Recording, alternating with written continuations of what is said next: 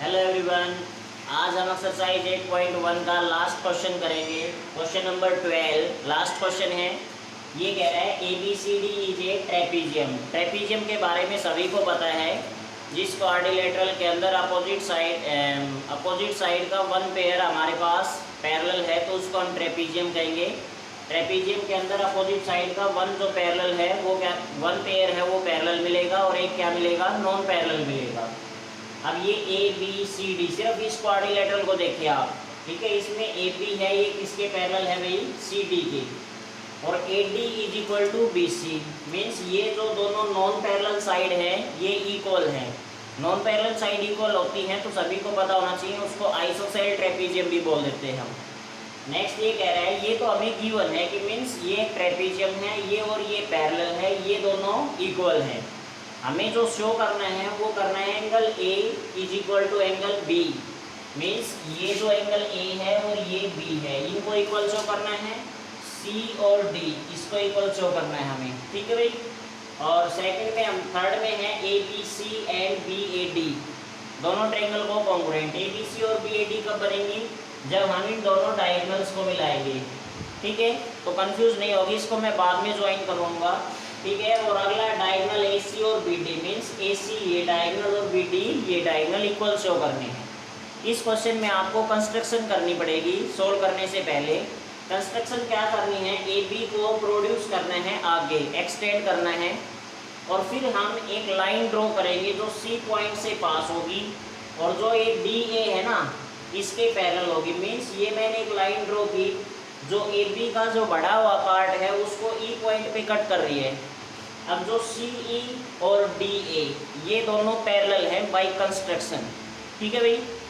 तो हम कैसे करेंगे इसको, ठीक है। तो प्रूफ देखिएगा इसका। प्रूफ के अंदर हम कैसे करेंगे, अब इधर आ जाओ कि भाई हमें ये पता है AB और CD क्या है, पैरेलल है। AB पैरेलल टू CD ये हमें क्या है पता है। हमें ये भी पता है देयरफॉर क्योंकि AB को ही हमने प्रोड्यूस किया था E पॉइंट तक, ठीक है। तो AE पैरेलल टू CD, तो AE किसके पैरेलल हो जाएगी, CD के पैरेलल हो जाएगी। अब हमें ये पता है कि जो ये CE है और DA है, ठीक है, DA पैरेलल टू CE ये क्यों है भाई, कंस्ट्रक्शन से है भाई। कंस्ट्रक्शन से हमने किया है इसको। अब यहाँ पे आ जाओ, अब AE है वो CD के पैरेलल है, DA है CE के पैरेलल है मीन्स अपोजिट साइड का जो पेयर है दोनों पेयर पैरेलल हैं। तो हम इसको क्या कह सकते हैं कि parallelogram. Therefore AECD is a parallelogram. एक पैरेललोग्राम होगा। अब पैरेललोग्राम होते ये जो एंगल दिखाई दे रहा है एंगल A और E इन दोनों का सम कितना हो जाएगा, 180। A plus angle E is equal to 180 degree. ये मैंने इक्वेशन फर्स्ट बना दी गई। इसका रीजन क्या लिखोगे, को इंटीरियर एंगल। को इंटीरियर एंगल सभी को पता है भाई, ये दोनों पैरेलल होगी, ये ट्रांसवर्सल होगी, सेम साइड के एंगल है, ठीक है ना। अब जैसे हमारे पास, अब इधर आ जाओ भाई, ये जो हमारे पास मैंने दो एंगल अभी मार्क किए, इसको मैंने एक को 1 नाम दे दिया और एक को 2। एंगल 1 और 2, angle 1 plus 2 is equal to 180 सभी को पता है। ये मैंने इक्वेशन सेकंड बना दी और इसका रीजन क्या दे दिया भाई, लीनियर पेयर, ठीक है। इतना यहाँ से मैंने कर लिया। इसके बाद में क्या करना है, नाउ अब हमें पता है कि ये जो CE है ये एक पैरेललोग्राम था, ये क्या था, एक पैरेललोग्राम।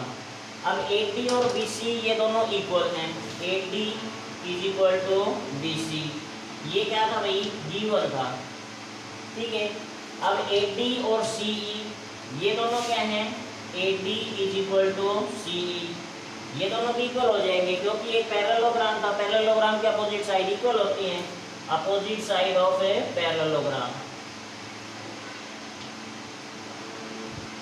ये पैरेललोग्राम की क्या होगी बेटा, अपोजिट साइड। अब इन्हीं को आ जाओ, AD BC के भी इक्वल है, AD CE के भी इक्वल है। लेफ्ट हैंड साइड है तो BC और CE ये दोनों भी क्या हो जाएगी, equal. Therefore therefore BC is equal to CE। ये होगा हमारे पास। अब इधर आ जाओ, अब ये और ये दोनों इक्वल होगी, तो इस ट्रायंगल के अंदर आ जाओ, BCE in triangle BCE। BCE के अंदर क्या है, इसकी BC और CE बराबर है। अगर साइड बराबर है तो अपोजिट एंगल क्या होंगे, इक्वल। इसका अपोजिट 2 है और इसका अपोजिट क्या है, E है। इसके अंदर BC is equal to CE, therefore angle 2 is equal to angle E। मैंने इक्वेशन 3 बना दिया भाई इसको, ठीक है। और रीजन क्या दोगे हम, opposite angle of equal side है, इसलिए अपोजिट एंगल है वो क्या होंगे, इक्वल। फ्रॉम इक्वेशन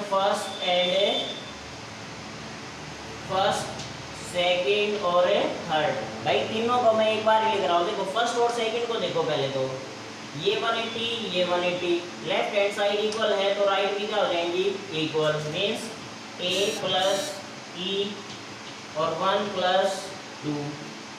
ये तो मैंने कहाँ से लिखा है, from equation first and second लिख लेना, सिर्फ from equation first and second. भाई राइट हैंड साइड इक्वल है तो लेफ्ट भी इक्वल कर दी मैंने। अब इसके अंदर आ जाओ, फ्रॉम इक्वेशन थर्ड। अब थर्ड इक्वेशन में आ जाओ भाई, थर्ड में 2 और E बराबर हैं। देखो 2 की E की जगह पे मैं 2 एंगल लिख सकता हूँ और 2 की जगह पे E लिख सकता हूँ, तो means angle A plus angle E 1 plus angle E लिख लिया मैंने यहाँ पे भी। क्यों लिख लिया, इसका रीजन हम लिख देंगे, 2 और E है वो दोनों क्या हैं, इक्वल है।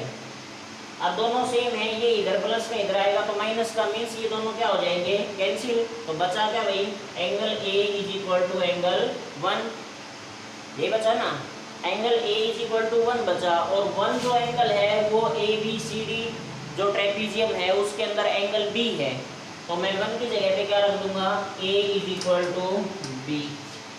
तो फर्स्ट पॉइंट तो हमने प्रूव कर दिया, एंगल A को B के इक्वल शो कर दिया भाई।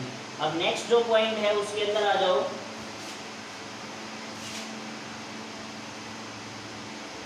नेक्स्ट पॉइंट हमारे पास question number part number second, जिसमें C और D को बराबर दिखाना है हमें, ठीक है। तो इसके लिए क्या करेंगे, अब आ जाओ भाई। अब हमें ये पता था AECD एक क्या है भैया के, नहीं तो हमें ये पता है AB और CD क्या है, पैरेलल है। AB parallel to CD। Angle ये ट्रांसवर्सल लाइन होगी, तो एंगल A और D का सम कितना हो गया, 180। A plus D is equal to 180। इसी तरह C और B का sum, angle C plus B is equal to कितना होगा भाई, 180। दोनों का जो रीजन है वो हम क्या दे देंगे, को इंटीरियर एंगल। को इंटीरियर एंगल है मीन सेम साइड के एंगल हैं, ठीक है।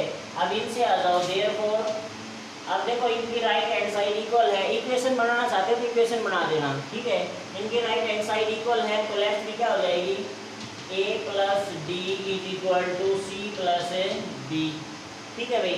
अब हमें पता है कि A और B इक्वल है क्योंकि हमने यहाँ पे प्रूव किया है, तो A और B क्या हो जाएंगे, कैंसिल। तो बचा क्या हमारे पास, D is equal to C। इसको क्या लिख सकते हैं भाई, इसका रीजन देंगे, angle A is equal to B। हमने इनको कैंसिल तो कर दिया, A और B इक्वल हैं, तो angle C is equal to D। ये क्या था भाई, सेकंड पार्ट। अब थर्ड पार्ट के लिए क्या करना है हमें, ये जो हमारे पास डायगोनल है दोनों को ज्वाइन करवा लेना है। अब थर्ड पार्ट को कैसे सोल्व करेंगे वो देखिएगा। थर्ड पार्ट के अंदर क्या करना है, जिन दो ट्रायंगल को कॉन्ग्रुएंट करना था उनके नेम लिख लो। मीन्स ट्रायंगल ABC और BAD। In triangle ABC and triangle BAD। ABC देखो कहाँ पे है, ABC। और कौन सी है भाई हमारे पास, BAD। BAD और ABC दोनों को हमें क्या करना है, कॉन्ग्रुएंट करना है। तो सीधी सी बात है, AD और BC इक्वल है, AD is equal to BC। ये क्या है हमारे पास, गिवन था। और क्या है भाई, angle A is equal to angle B है हमारे पास, ये क्या है हमने प्रूव किया है। ठीक है। और ए पी दोनों में क्या है, कॉमन है, A P is equal to क्या है, ए बी। ठीक है भाई, तो ये क्या हो जाएगी, कॉमन साइड हो जाएगी। ठीक है ना। तो ट्रायंगल अब देखो ये है ना, ए बी सी वाले है ना, इधर लिख दिए मैंने, इनको इधर ही लिखना चाहिए वैसे तो, कि ए बी सी इसके जो पार्ट है वो इधर आ जाए, इसके इधर आ जाए। ठीक है ना, कर लेना आप इनको ऐसे कर लेना। तो दोनों triangle A B C congruent to triangle B A D, किससे हो जाएंगी भाई, S A S. Triangle congruent हो गई थर्ड पार्ट। अब फोर्थ जो पार्ट था उसके अंदर देखो, अब जो ट्रायंगल कॉन्ग्रुएंट की है ना उसमें ए सी और बी डी दोनों आ रहे हैं, तो सीधी सीधी से इक्वल हो जाएंगे। Diagonal A C is equal to diagonal B D, equal क्या हो जाएंगे भाई, सी पी सी टी से, corresponding part of congruent triangle. तो ये आपका लास्ट क्वेश्चन था। ठीक है, इसी के साथ एक्सरसाइज है वो आपकी फिनिश होती है। ओके।